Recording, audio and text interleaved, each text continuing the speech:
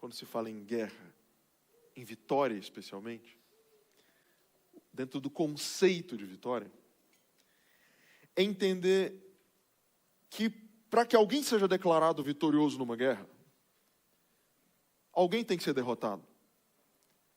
Para que eu consiga saber, então, o que é vitória e o que é derrota, eu tenho que saber quem é o inimigo.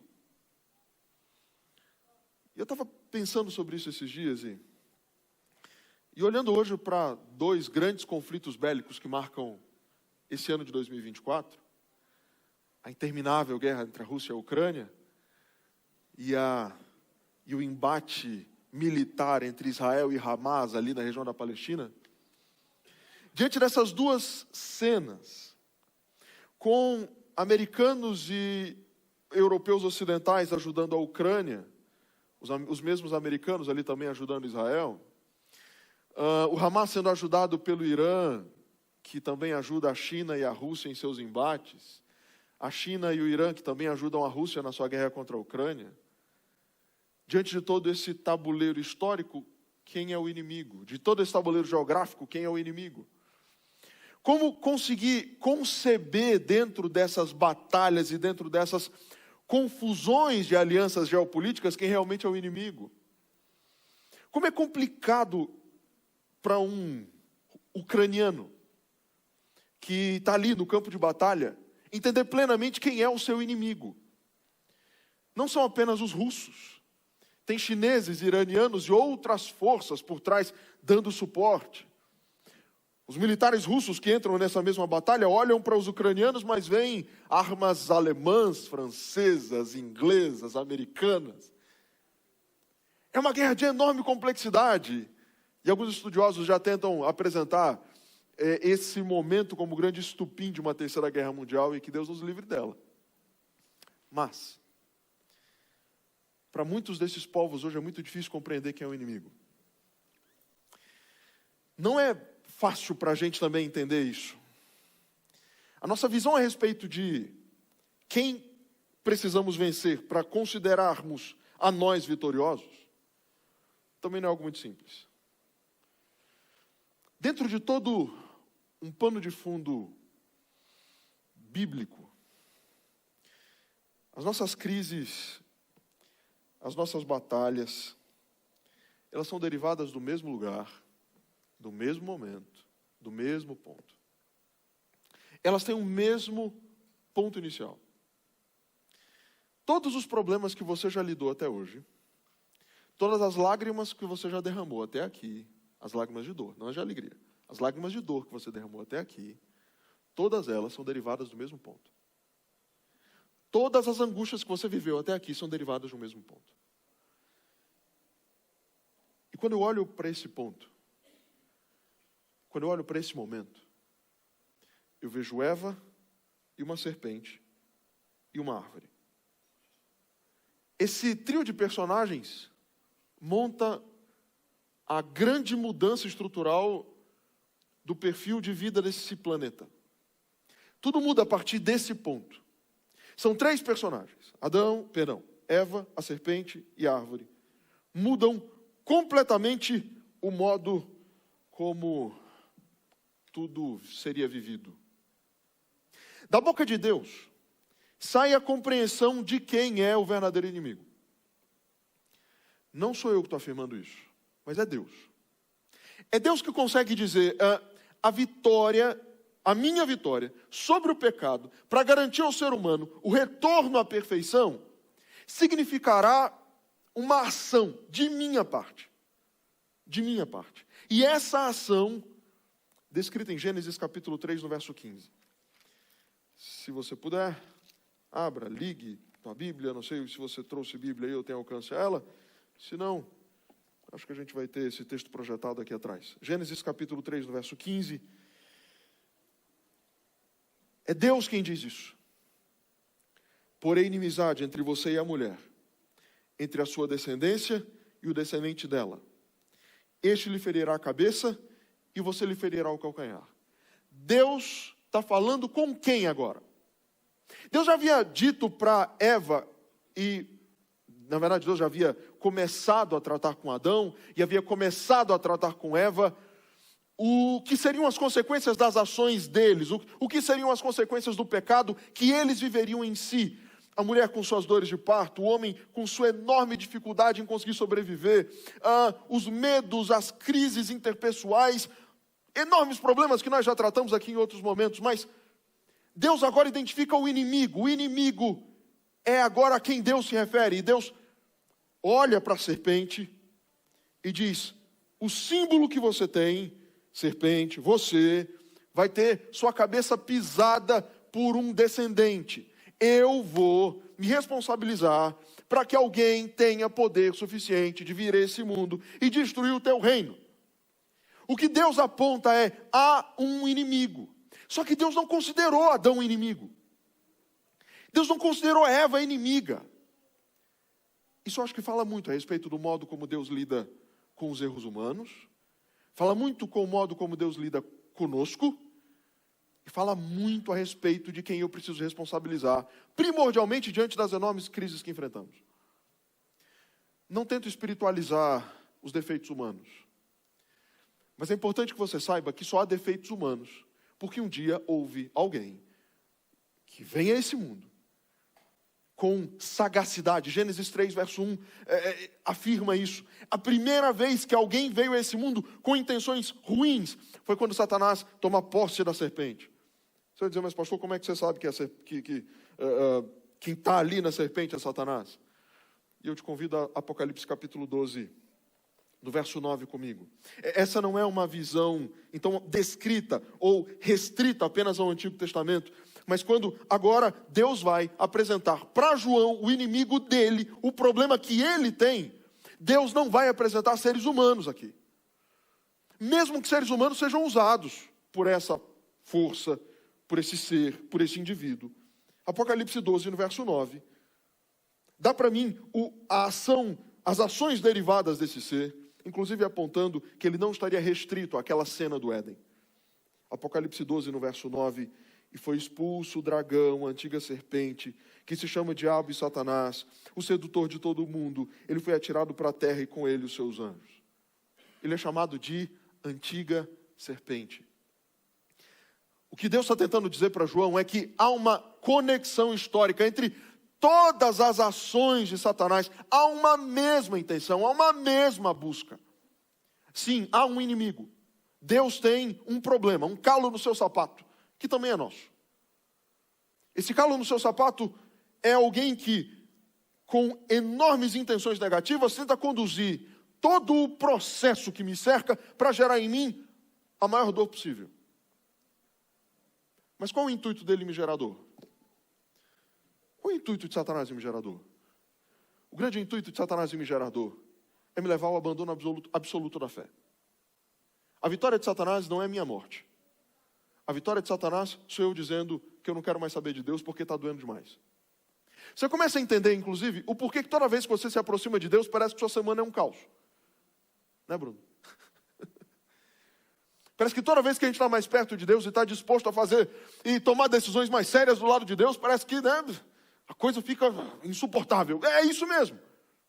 Por que é que fica insuportável? Por que é que parece que tudo te leva a se afastar das suas decisões espirituais mais importantes?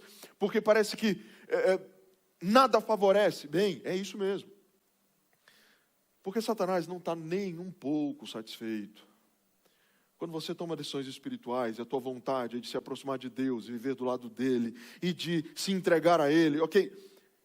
A grande questão é que ele não vai vir, às vezes, até vem, mas na grande maioria das vezes ele vai usar seres humanos para isso.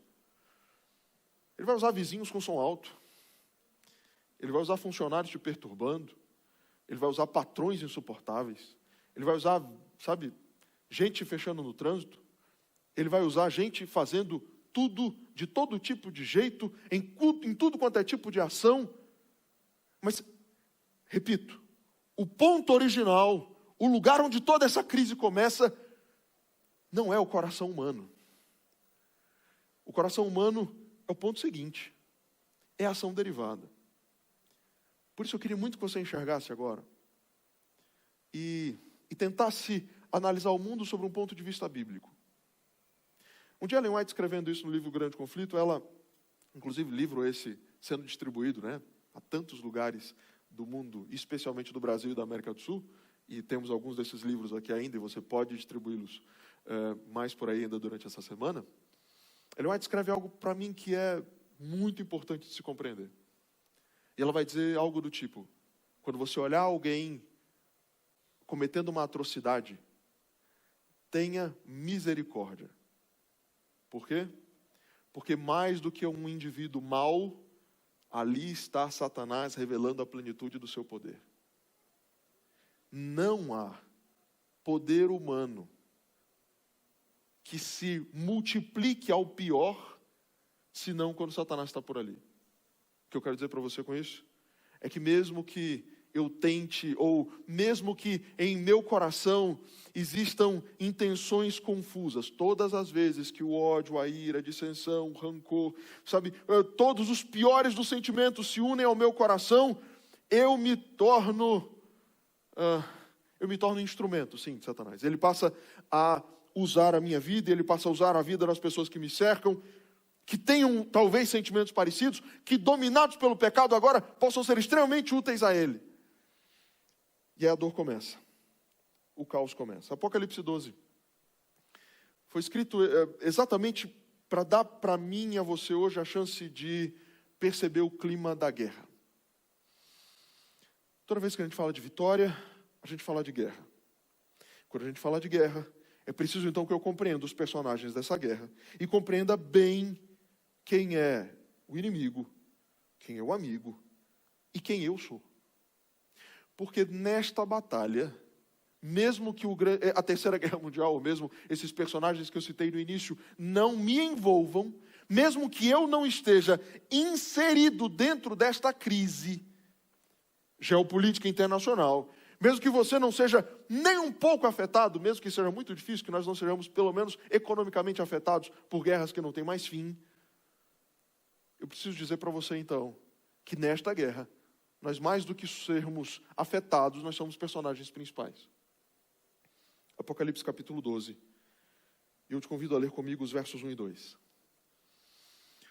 Na descrição dos personagens dessa guerra, Jesus começa dizendo para João e mostrando para João uma cena. Nessa cena, o campo de batalha está exposto e os personagens também. Apocalipse 12, nos versos 1 e 2. Viu-se grande sinal no céu, uma mulher vestida do sol, com a lua debaixo dos pés, e uma coroa de 12 estrelas na cabeça. A mulher estava grávida e gritava com dores de parto, sofrendo tormentos para dar à luz. A imagem bíblica que Jesus, então, apresenta a João a uma mulher. Ela está vestida como noiva. Ela está grávida. E diferente do que muitas ideias religiosas têm se apresentado, tanto no livro do profeta Isaías, mas especialmente de modo muito claro e até bem materializado, Paulo escreve isso no livro de Efésios, no capítulo 5, nos versos de 25 a 27, Paulo me explica dentro do contexto bíblico e dentro do conceito bíblico o que seria essa mulher. Então lá vem ele. Efésios 5, de 25 a 27, Paulo escreve: maridos, que cada um de vocês ame a sua esposa, como também Cristo amou a igreja e se entregou por ela, para que a santificasse, tendo-a purificado por meio da lavagem de água pela palavra, para apresentar a si mesmo como igreja gloriosa, sem mancha, nem ruga, nem coisa semelhante, porém santa e sem defeito. A imagem então de Apocalipse 12 não é a imagem de uma denominação, não é a imagem de uma placa de igreja, é a imagem de um movimento histórico. Lavado pelo sangue do Cordeiro, purificada por Jesus pelo poder da palavra, essa igreja, eclesia, movimento, ajuntamento de pessoas, governadas e dirigidas com um propósito, governadas e dirigidas por Deus com um propósito. Ela não se inicia na era cristã, mas esse povo histórico de Deus se inicia desde o momento em que Abraão ouve o chamado de Deus e diz: eu vou, Senhor, para onde o Senhor mandar. Desde Gênesis 12, esse povo histórico de Deus se apresenta, se levanta e marcha, de acordo com a ordem de Deus. Vai aonde Deus mandar, faz o que Deus mandar. Em Gênesis 12 começa essa história. Dentro dessa história, essa igreja, que agora, essa mulher, que agora está grávida, esse povo, que está grávido, é também Gênesis 3,15 em pleno cumprimento. É João fazendo uma conexão absoluta com Gênesis, e agora dizendo, vem de um povo. O Messias vem de um povo. Não viria de Eva ou de uma mulher, de um casamento literal, ou de uma gestação natural. Viria de Maria, um símbolo dessa história, um símbolo desse povo. Nasce Jesus. A mulher grávida é o povo histórico de Deus, tão atribulado e perseguido. Por quem? Apocalipse 12, nos versos 3 e 4. A imagem bíblica agora é do inimigo. Viu-se também outro sinal no céu, e eis um dragão grande e vermelho, com 7 cabeças e 10 chifres, e nas cabeças 7 diademas. A sua cauda arrastou a terça parte das estrelas do céu, as quais lançou para a terra, e o dragão se deteve diante da mulher que estava para dar à luz, a fim de devorar o filho dela quando nascesse. A imagem então é a um dragão e uma mulher. Quem aparenta ter mais força? Quem aparenta ter mais força? A imagem do Apocalipse não é desprovida de sentido. Não é Jesus dizendo, é uma mulher contra um animal impossível de se apresentar ou de se dizer o que ele parece. Vamos dar o nome para ele de dragão aqui, um nome feio o suficiente para que ele tenha e consiga ser representado numa imagética na cabeça dos seres humanos. O que Deus está tentando dizer é que o tempo inteiro, dentro de todo o processo histórico, desde Gênesis 12, passando pelo momento em que Jesus nasceria, sempre o movimento de Satanás envolveria muito mais força, poder, autoridade, popularidade do que o povo de Deus. Dentro desse processo, seria muito mais fácil compreender e enxergar uma derrota iminente, permanente do povo de Deus. Desde Gênesis 12. A grande imagem aqui então de Apocalipse 12. Dentro desse ciclo histórico, desde o momento que Deus chama Abraão, e agora vira Abraão e passa a ter filhos, e você tem Isaac, você tem Jacó, você tem a linhagem de Jacó, José, Moisés, e você tem todo esse povo sendo revelado no Antigo Testamento. O que cada vez que um povo se levantou contra Israel no Antigo Testamento simbolizava? O que é que quando o faraó decidiu matar todas as crianças, todos os meninos hebreus lá no Egito, quando Israel era escravo no Egito, quem é que estava por trás dessa decisão? Qual era a ideia do faraó ali? Quem é que estava por trás dessa condução? Se todos os homens de Israel desaparecessem, se Israel não tivesse homens mais, as mulheres de Israel se casariam com os egípcios, logo o povo de Deus desapareceria. Se o povo de Deus desaparecesse, não haveria como o Messias nascer. O Messias nasceria da linhagem de Abraão, e essa seria toda a descrição profética desse ciclo. Deus precisaria da linhagem de Abraão. Abraão era essa mulher, e o povo de Abraão seria a descrição plena dessa mulher.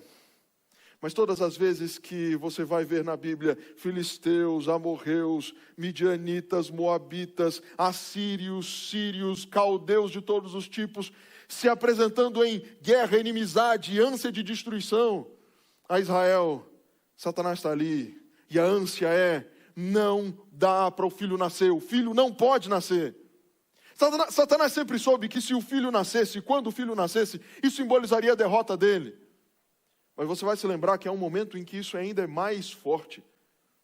Quando os 3 reis magos vêm a Herodes e dizem que eles agora vão adorar o rei que estava nascendo. Qual é a ação de Herodes? Qual é a ação de Herodes? Matar todas as crianças de 3 anos para baixo. Ali estava o dragão de novo. O dragão que usou egípcios e todos esses povos no passado. O dragão usa Herodes. Sempre usou ações humanas e sempre usou instrumentos humanos. Usou sempre corações odiosos, perseguitivos, mas usou. Dentro desse processo, Satanás, a antiga serpente, o dragão, revela as suas forças. A igreja viveria seu processo em algum momento no Antigo Testamento de vitórias militares, mas durante longos tempos de derrotas, em sequência.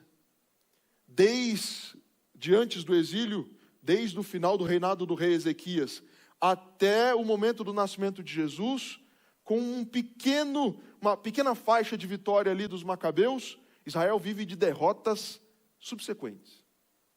Vem Jesus, Israel agora dominado pelo Império Romano, administrado sobre a mão de ferro do Império Romano. O ponto alto desse ciclo é o ano 70, a absoluta destruição de Jerusalém. E o dragão segue e seguiria trabalhando, agora na busca por destruir os descendentes do filho. Apocalipse capítulo 12, no verso 6. A mulher, porém, fugiu para o deserto. A mulher continua sendo a representação da descendência do filho.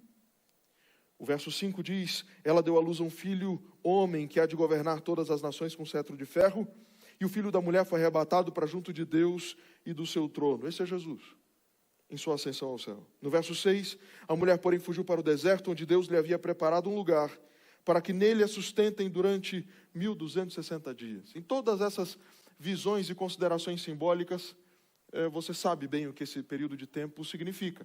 Não são 1260 dias literais, são 1260 anos. Esse ciclo de 1260 anos é talvez um dos piores períodos históricos para o povo de Deus. O deserto é porque agora esse povo precisou se sumir e desaparecer em montanhas, e precisou se trancar em quartos, em casas, em monastérios. Esse povo precisou se afastar dos ambientes mais populares. Esse povo precisou guardar sua fé em seu coração diante de uma perseguição de indivíduos que pareciam irmãos, que pareciam guardar em seu coração a mesma fé. Durante 1260 anos, o povo de Deus é um povo sem nome, sem título, sem igreja, sem marca, sem Bíblia. Alguns povos se evidenciam e são, sabe, um sinônimo de coisas muito, muito especiais nessa época. Especialmente os valdenses. O povo de Pedro Valdo, um comerciante que no século X inicia um movimento de proteção da ortodoxia cristã em seu coração e em sua família. Em sua vila, leva essas pessoas e tira aquelas pessoas ali de um feudo que ele tinha e leva-os para as montanhas. Quase que num processo de formação espiritual, Pedro Valdo agora molda e forma o conceito e ideia de famílias que deveriam se manter fiéis à Bíblia. Diferente de todo o conceito social da época, onde toda a ideia religiosa seria resultante de uma estrutura do magistério formal ou de um clero formal, onde Bíblia não seria possível não estaria ao alcance das pessoas, onde apenas o líder religioso, a cada domingo de manhã, falando numa língua que ninguém mais entendia, ele era a grande autoridade religiosa. E os indivíduos não tinham mais acesso à Bíblia. Pedro Valdo leva crianças a partir dos 3, 4 anos de idade a decorarem a Bíblia. Para isso se fortalecer, o forro das roupas dos valdenses era recheado de textos bíblicos. Dos pães que faziam, o papel que envolvia esses pães para serem vendidos nas vilas próximas, vinha acompanhados de inscrições bíblicas. Mas talvez exista um detalhe sobre a história dos valdenses que você já tenha se esquecido ou não saiba. Quando um filho de um valdense completava em torno de entre 15 e 17 anos, já casados, esse casal de jovens valdenses saía daquela vila e deveria se aproximar ou de um castelo, ou de um feudo, ou de uma pequena vila. E a disposição agora, tendo aprendido uma profissão dentro ali do seu ambiente de formação, eles deveriam agora ir para essas vilas e esses castelos próximos para servir essas vilas e esses castelos. Eles serviriam como ferreiros, como padeiros, como costureiras, como alfaiates. Mas sabe o que os pais desses valdenses jovens diziam para eles quando saíam de casa? Até Jerusalém. Porque o ambiente, para todo aquele que tentasse se manter fiel à Bíblia, ele era tão complexo e de tanta perseguição que os pais não contavam mais com a possibilidade de ver seus filhos vivos. Dentro desse ambiente, dentro desse panorama de 1260 anos, a perseguição, a espada, a morte desses indivíduos, parecia que esse povo seria exterminado e Deus não teria mais um povo que ele chamaria de remanescente. Que é bem isso. Essa mulher, esse povo histórico de Deus, seria um remanescente. Um grupo de pessoas que tentaria manter sua fé viva, estável, consolidada. Tentaria se manter fiel àquele chamado original de Deus. Mas morreram, e muitos morreram. Quantas fogueiras foram acesas com crentes cantando até não terem mais força? Quantos crentes decapitados? Antes disso ainda, quantos deles mortos em arenas romanas? Mas durante 1260 anos, até que o poder dominante perdesse sua força, a igreja precisou estar presa no deserto. Sem nome, sem título, sem movimento formal, mas um povo. Esse povo, perseguido por Satanás, desde Abraão e desde o Antigo Testamento, no pós-Jesus, os seus descendentes e o seu povo seguiriam sendo perseguidos. No entanto, você vai olhar para essa história e vai dizer, onde é que isso termina, né? Ou talvez você olhe para o seu ambiente e diga, beleza, pastor, ok, eu olho para trás e realmente eu vejo Satanás conduzindo todos esses processos, mas a gente vive em paz hoje, né? A igreja funciona perfeitamente, a gente está aqui tudo aberto, todo mundo está aqui tranquilo, ninguém está com medo de ninguém chegar aqui e perturbar a gente, sabe? A gente pode adorar a Deus quanto a gente quiser, cantar como quisermos, é maravilhoso pensar nisso. Mas será que você não percebeu que Satanás mudou as armas dele? Será que você não se tocou ainda? Que ele parou de achar que é com big stick ou com grande porrete que ele vai resolver o problema? Apocalipse capítulo 12, no verso 17, é a lembrança que a perseguição ou as estratégias dele de me afetarem ou me fazerem mal ainda não acabaram. Apocalipse capítulo 12, no verso 17, é a lembrança bíblica de que a guerra não acabou. O dragão ficou irado com a mulher e foi travar guerra com o restante da descendência dela, ou seja, os que guardam os mandamentos de Deus e têm o testemunho de Jesus. Enquanto tiver gente guardando os mandamentos de Deus e tendo o testemunho de Jesus no coração, a batalha não acabou. Enquanto tiver gente minimamente com a vontade de fazer a vontade de Deus, a guerra não acabou e não vai acabar. Porque Deus está garantindo que até o momento em que Ele voltar, a guerra não vai acabar. Mas o que eu não posso me esquecer é que se a guerra não acabou, estamos em guerra, né? Mas, de novo, guerra contra quem? E quais são os instrumentos de Satanás hoje? O que ele está tentando fazer? Repito para você, em toda a dinâmica de Satanás, em tudo aquilo que ele sonha e pensa, Satanás sempre sonhou com você e eu abandonando a fé. Ele sempre sonhou, e ele, se ele dorme, eu sei lá se ele dorme, mas se ele dorme e acorda todo dia sonhando com um modo de te fazer perder a fé.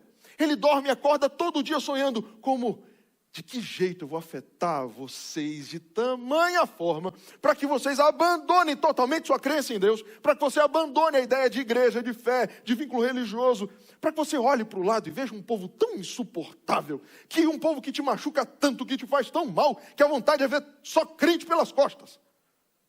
Você consegue olhar para o teu ambiente e ver que parece que é tão difícil achar um crente que presta? Por que será? Sabe? A grande intenção de Satanás sempre foi fazer com que você descresse da igreja. Descresse da possibilidade de que um ambiente como esse poderia ser de algum jeito produtivo, funcional. E a gente começa a olhar para as muitas experiências que já tivemos e talvez a gente consolida plenamente essa ideia. Crente é um bando de gente bem mais ou menos. Aí eu olho para isso, e eu olho para todas as outras dores que me cercam, e eu começo a perguntar coisas do tipo, para que eu vou ser crente? Se eu olho para tanto crente fazendo bobagem uma atrás da outra, e eu olho para o momento em que eu me aproximo de Deus, e parece que as coisas, ao invés de ficarem boas, vão ficando ruins, eu ganho o quê com isso? Eu ganho o quê? Sendo semelhante a Jesus, eu ganho o quê? Gente, que luta, hein? Ser semelhante a Jesus né? Tentar ficar cada dia mais parecido com Ele, orar mais, ler mais Bíblia, amar mais as pessoas. Cara, como é difícil fazer tudo isso. Então já é complicado mudar quem eu sou. É complicado conviver num ambiente religioso. É complicado viver nesse mundo. Por que cargas d'água eu vou continuar sendo crente? Se eu não ganho nada com isso. Então, Apocalipse 12, no verso 11. A declaração do Senhor Jesus Cristo é, falando para os crentes que lutariam contra Satanás durante todas as fases da história, Apocalipse 12, no verso 11, a Bíblia diz, eles o venceram por causa do sangue do Cordeiro, e por causa da palavra do testemunho que deram, e mesmo diante da morte, não amaram a própria vida. Apocalipse 12, 11, eles o venceram pelo sangue do Cordeiro, e por causa da palavra do testemunho que deram.